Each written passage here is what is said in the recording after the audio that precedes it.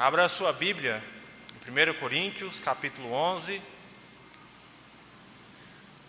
Hoje eu farei uma breve exposição sobre um dos trechos que normalmente a gente não se atenta a respeito da celebração do sacramento da ceia do Senhor. E eu espero que, de maneira objetiva, os irmãos sejam edificados. Deixa o texto aberto aí. Eu queria começar perguntando: o que nos leva a ignorarmos avisos? Avisos são sinais para a nossa proteção.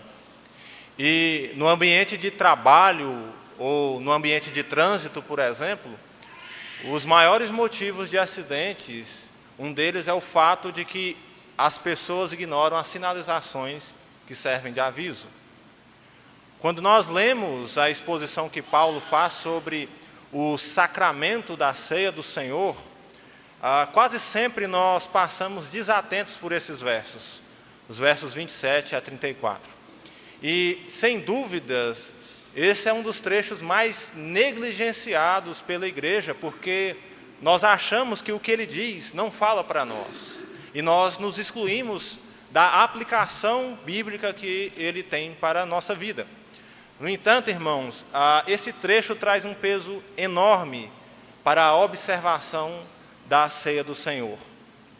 Paulo não escreve esse trecho para que arbitrariamente nós julguemos que ele é desnecessário, mas Paulo ensina para a edificação do corpo de Cristo.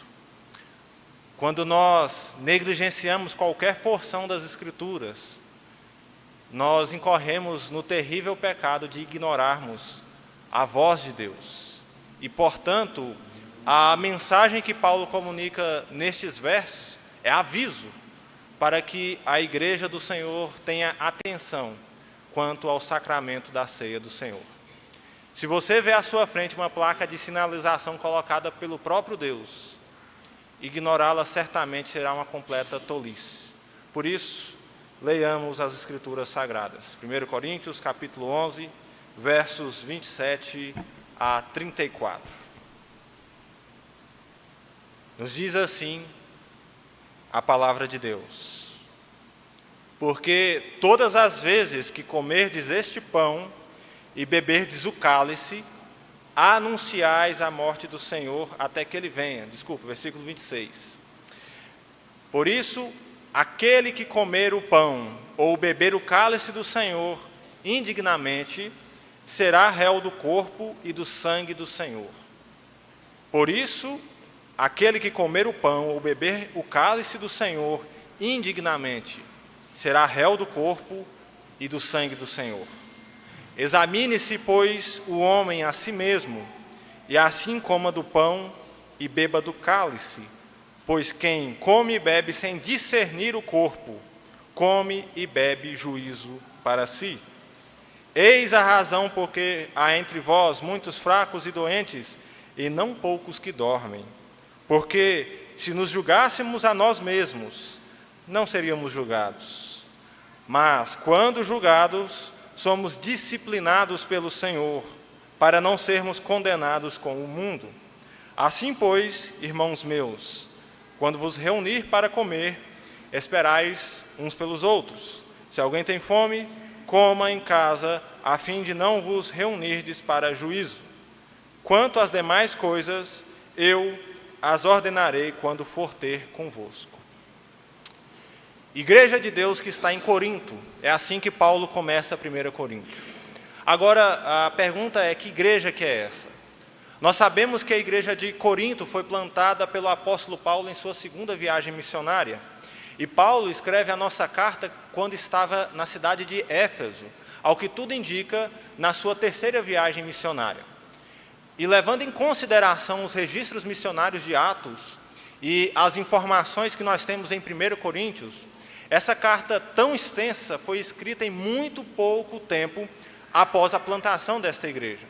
Só para que os irmãos entendam, quando Paulo sai de Corinto em sua segunda viagem missionária, ele faz uma breve passagem por Éfeso, o que não dura muito tempo, porque ele precisava de subsídios para uma terceira viagem missionária, quando só então ele retorna a Éfeso e escreve esta carta aos Coríntios. Isso, de acordo com os registros, nos mostra que Paulo escreve a primeira carta aos Coríntios que nós temos em mãos apenas 3 anos depois de ter plantado essa igreja. Apenas 3 anos depois do nascimento dessa igreja. E quando nós lemos 1 Coríntios e vemos o pouco tempo de vida dessa igreja, é inevitável nós nos perguntarmos como que apenas 3 anos depois da sua plantação, Coríntio era uma igreja tão problemática, a ponto de Paulo receber 2 grupos de irmãos que relatam as tensões que a igreja vivia, e também de Paulo enviar 2 pastores auxiliares seus. Por isso, em pouco tempo de plantação, uma das questões mais delicadas que Paulo lida em Coríntio é o partidarismo e o espírito faccioso que essa igreja rapidamente desenvolve. E, apesar disso, parece que há uma questão mais profunda por trás dos motivos pelo qual Paulo escreve essa carta. Paulo estava com viagem marcada para Corinto, conforme ele diz no final de 1 Coríntios, ele tinha a intenção de visitá-los. Então, por que escrever uma carta tão extensa para tratar assuntos que em breve Paulo iria lidar pessoalmente? A única razão para isso, como pode ser lido nesta carta, é a urgência e a gravidade do que estava acontecendo em Coríntio. Coríntio é uma igreja desobediente que havia perdido o zelo com a santidade de Deus e a santidade da igreja. Por isso, Paulo enfatiza o juízo e a disciplina do Senhor no capítulo 11, porque os desvios dos coríntios eram uma rebelião contra o Senhor. E por isso, no verso 32, Paulo vai dizer que a disciplina viria também do Senhor. Porque, no fundo, a desobediência dos coríntios, assim como a desobediência de cada crente, não é a Paulo ou ao pastor, mas é a Cristo e ao Evangelho. E, portanto, irmãos, falta de zelo da igreja com santidade é um sintoma gravíssimo de insubmissão ao Evangelho do Senhor Jesus Cristo. E nesta breve pastoral eu espero e gostaria de dizer que o mau exemplo dos coríntios é um sinal de alerta para nós hoje. Isso é útil para nós porque facilmente nós temos a inclinação de banalizarmos o que é santo e acharmos que as conversas duras não é feita para nós. Desde a reverência que nós devemos à leitura e à exposição da palavra de Deus, até a falta de discernimento nosso sobre o corpo de Cristo, são assuntos que cabem maior zelo da nossa parte. 1 Coríntios 11, 27 a 34, então, nos ensina que a falta de zelo precisa ser tratada na igreja. E por isso eu gostaria de mencionar com os irmãos algumas coisas para nos dedicarmos mais piedosamente à vida na igreja do nosso Cristo, principalmente se tratando sobre o sacramento da ceia do Senhor. Antes de tudo, uma observação clara sobre o nosso texto nos indica que a Coríntio era uma igreja que perdeu o senso do sagrado. O trecho de 1 Coríntios 11, 27 a 34, está entre o que Paulo trata sobre a mesa do Senhor, começando no verso 17 do capítulo 11, e se estende até o capítulo 12, quando Paulo fala sobre os dons espirituais. O que significa que aqui Paulo está tratando sobre o culto a Deus. Por isso ele trata da ceia do Senhor primeiramente, e em seguida ele vai falar dos dons que eram motivo de divisão na igreja de Coríntio. E o que significa isso? Bom, nós não podemos ignorar o fato, irmãos, de que a celebração da ceia também era problemática entre os coríntios. Por isso, uma questão também a ser tratada. Só que Paulo se dirige aos coríntios dando instruções tão minuciosas sobre o que é a ceia e como ela deveria ser realizada, que demonstra como ele está preocupado com a compreensão adequada da igreja sobre a ceia. Ele não está apenas respondendo os coríntios e advertindo eles. Paulo está ensinando a igreja. E assim, quando Paulo se refere à ceia do Senhor e à disciplina que ela atrai àqueles que comem e bebem indignamente, ela está mostrando aos coríntios a verdadeira natureza da santa igreja do Senhor Jesus Cristo. Os teólogos reformados compreendem que a igreja é a comunhão dos santos em Cristo ao redor da sua mesa. E nesse sentido, a ceia é um elemento de unidade para a igreja. O que, à luz do que Paulo está tratando, soa como se ele dissesse aos coríntios que a ceia do Senhor é um elemento para a união. No entanto, o procedimento da igreja era de dissensão e de destruição. E por essa razão, Paulo já havia dado outro aviso no capítulo 3. Se alguém destruir o santuário de Deus, Deus o destruirá. 1 Coríntios 3, verso 17. Por esse motivo, Paulo trata da ceia antes do tema dos dons espirituais, do amor e do dom de profecia, porque ele não poderia prosseguir para essas coisas sem antes apresentar o fundamento sólido da verdadeira natureza da igreja, que é visível na mesa do Senhor. O que tem uma relação com algo que Paulo já havia falado no capítulo 10. Recuarmos ao capítulo 10 de 1 Coríntios nos dá uma visão mais exata do ensino paulino que vai desaguar em nosso texto. Paulo inicia o capítulo 10 se referindo à jornada de Israel no deserto, e ele faz referência à travessia do Mar Vermelho, e em seguida ele se refere a Cristo como a pedra espiritual que alimentava Israel no antigo deserto. O argumento de Paulo nesse trecho dá ênfase a um caráter santo de Deus em relação ao seu povo. E no deserto Israel procedeu erroneamente ao cobiçar as coisas más, verso 6, capítulo 10, praticando idolatria, verso 7, praticando imoralidade, verso 8, pondo Cristo à prova, verso 9, e murmurando, verso 10. Ele registra isso para mostrar, conforme o verso 11, abre aspas, estas coisas aconteceram com eles, Israel, para servir de exemplo, e foram escritas como advertência, como aviso, fecha aspas. Paulo está mostrando aos coríntios que no deserto, Israel participou de um alimento espiritual que era Cristo, mas permaneceu nas suas más obras, mesmo se alimentando desse alimento espiritual. Isso, segundo ele, resultou em punições sobre o povo, de maneira que, de acordo com o que ele diz no verso 5, ficaram prostrados no deserto. Então, após isso, Paulo trata sobre os sacrifícios, o que é muito pertinente, porque ele faz um tipo de paralelo aqui. O povo no deserto participou de um alimento espiritual que era Cristo, o que significava que eles tinham comunhão real com o Senhor. E assim, participar de sacrifícios a ídolos é ter comunhão com os demônios, conforme o verso 10. Veja que Paulo está mostrando desde o capítulo 10, irmãos, que a participação de uma refeição espiritual é coisa séria. Por isso, Paulo traz advertências tão duras quanto a que encontramos no nosso texto. E assim, Paulo começa o capítulo 10 tratando sobre a seriedade da mesa do Senhor na velha dispensação, e ele irá concluir tratando sobre a seriedade da mesa do Senhor na nova dispensação no capítulo 11.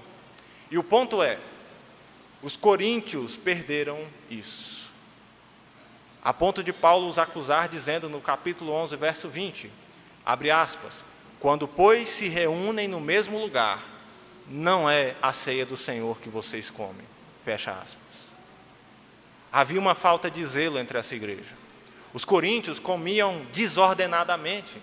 Os mais ricos e aqueles que chegavam primeiro para a comunhão, chegavam a cometer glutonaria, deixando faltar pão e vinho para os irmãos mais pobres.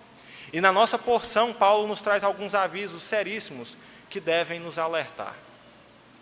Primeiramente, Paulo os diz que aquele que comer o pão ou beber o cálice do Senhor indignamente será réu do corpo e do sangue do Senhor. Verso 27. Aplicando esse ensino, o Diretório de Culto de Westminster, ao falar sobre o sacramento da ceia do Senhor, instrui os ministros do Evangelho que no ato de celebração da ceia deve-se, abre aspas, em nome de Cristo, avisar todos os que são ignorantes, escandalosos, profanos, ou que vivem algum pecado ou ofensa sem que tenham disso conhecimento ou consciência, para que não ousem ir à mesa santa, mostrando-lhes que aquele que come e bebe indignamente, come e bebe juízo para si. Fecha aspas. De acordo com os nossos padrões de fé, os descrentes, os impenitentes, ou aqueles que possuem pecados não tratados, que requer disciplina, não devem se achegar à mesa santa do Senhor. O que é complementado pela Confissão de Fé de Westminster, quando diz que, abre aspas, todos estes, como são indignos de gozar comunhão com o Senhor, são também indignos da sua mesa e não podem, sem grande pecado contra Cristo, participar destes santos mistérios, nem a eles ser admitidos enquanto permanecerem neste estado. Fecha aspas. Assim, irmãos, o apóstolo Paulo nos instrui dizendo que, já que é tão sério este momento santo da comunhão, qualquer um, em sã consciência, minimamente diante da mesa do Senhor, deve examinar-se e então comer do pão e beber do vinho. Isso envolve, irmãos, santificarmos o nome do Senhor em nossos corações. Diante da mesa do Senhor, todos os nossos pecados devem ser confessados, de verdade. Todos devem ser confessados. E nós precisamos rasgar os nossos corações diante de Deus, suplicando sua misericórdia.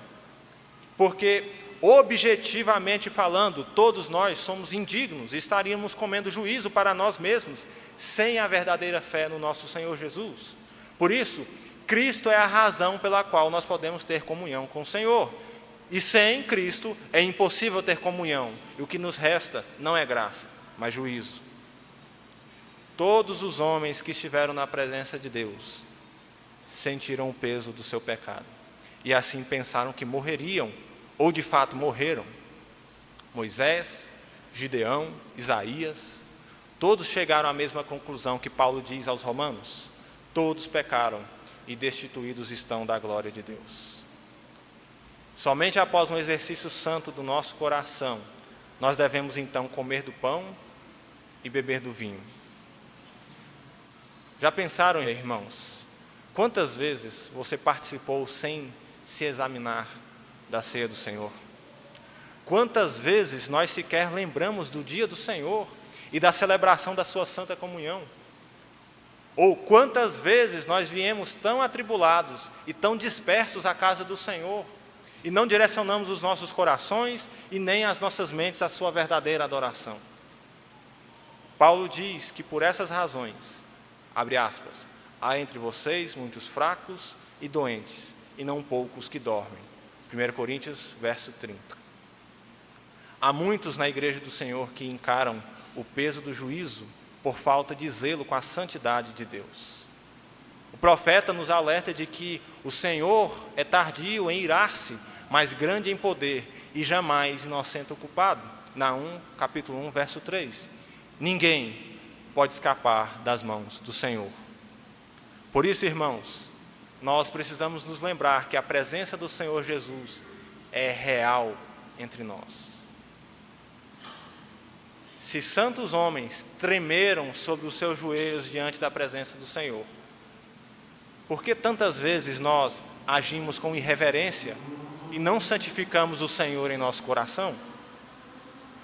E é por essa razão que a mensagem do Evangelho para nós, a igreja do Senhor Jesus, é: arrependa-se dos seus pecados. A disciplina do Senhor não é para a destruição, mas porque Ele ama seus filhos, conforme nós lemos em Deuteronômio capítulo 8. Por isso nós devemos nos atentar para o amor de Deus e o zelo que Ele tem por sua santidade. Eu concluo dizendo aquilo que está escrito no diretório de culto de Westminster. Após a menção da disciplina do Senhor sobre aqueles que são impenitentes, nós somos reconfortados com as palavras de que o ministro do Senhor deve então, tendo alertado os pecadores, abre aspas, convidá-los e incentivar todos os que labutam sob o sentimento do peso dos seus pecados e temor da ira de Deus, e desejam alcançar um maior progresso na graça do que enquanto podem atingir, que venham à mesa do Senhor, assegurando-lhes que em nome de Cristo receberão descanso, refrigério e força para a sua alma fraca e cansada. Fecha aspas. E é com esse senso de temor, mas também de graça no Senhor Jesus, que eu quero convidar os irmãos para que nós celebremos a mesa do Senhor, a ceia do Senhor. Por isso, ore se preparando para este momento santo. Curva a sua cabeça.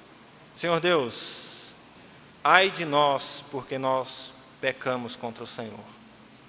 Tende misericórdia de nós pelas vezes que agimos irreverentemente contra o Senhor, pela rebelião do nosso coração, por tantos pecados não confessados, seja no pensamento, ou nas ações, ou nas palavras.